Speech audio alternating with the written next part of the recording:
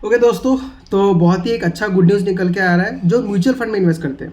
तो सेबी ने एक सर्कुलर निकाला है जहाँ पे वो ये देख रही है कि जो चार्जेस होते हैं, जो एक्सपेंस रेशियो होता है, उसको किस तरीके से हम म्यूचुअल फंड में कम कर सकते हैं। तो चार्जेस में बहुत ज़्यादा डिफरेंस आने वाला नहीं है, आपका 0.05% जो है चार्जेस कम हो सकता है। ऑफकोर्स ये एक वेलकम मूव है क्योंकि जितना चार्जेस कम होगा उतना इन्वेस्टर्स को प्रॉफिट ज़्यादा मिलेगा।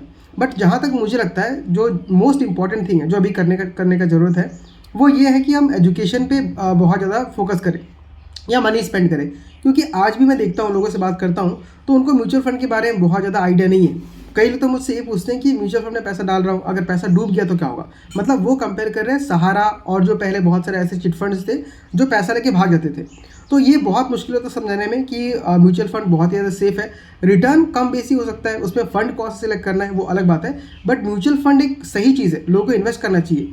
यही आइडिया अभी तक लोगों में नहीं है। बहुत लोग तो ये भी मुझसे पूछते हैं कि अगर मुझे स्टेट बैंक के अकाउंट से म्यूचुअल फंड में इन्वेस्ट करना है तो क्या मैं किसी दूसरे फंड में इन्वेस्ट कर सकता हूँ। मतलब आप समझ सकते हैं कि म्यूचुअल फंड का जो एजुकेशन पर्पस है, जो अवेयरनेस है, वो बहुत ही कम है। तो मेरे ख्याल से सेबी को इस पर बहुत ज़्यादा काम करना चाहिए क्योंकि जितने ज़्यादा इन्वेस्टर्स आएंगे म्यूचुअल फंड में या शेयर मार्केट में, उतना ही इंडिया को भी फ़ायदा होने वाला है और जो इन्वेस्टर्स है उनको भी फ़ायदा होने वाला है। क्योंकि सिंपली ये जो इंडिया का जो ग्रोथ है उसका हिस्सा बनने का मौका हर इंडियन को मिलना चाहिए। भले ही वो कितना भी इन्वेस्ट करे, 100 रुपये करे, 1000 रुपये करे या लाखों रुपये करे, इंडिया में क्योंकि वो रह रहा है, वो इंडिया में कंट्रीब्यूट कर रहा है, काम कर रहा है, टैक्स भर रहा है, तो इंडिया का जो ग्रोथ स्टोरी का हिस्सा उसको ही बनना चाहिए। तो ये मेरा ओपिनियन है। आप मुझे बताइए कि आप सेबी के डिसीजन के बारे में क्या सोचते हैं। ऑफकोर्स अच्छा है, बट मेरे ख्याल से एजुकेशन के ऊपर ज़्यादा उनको ध्यान देना चाहिए।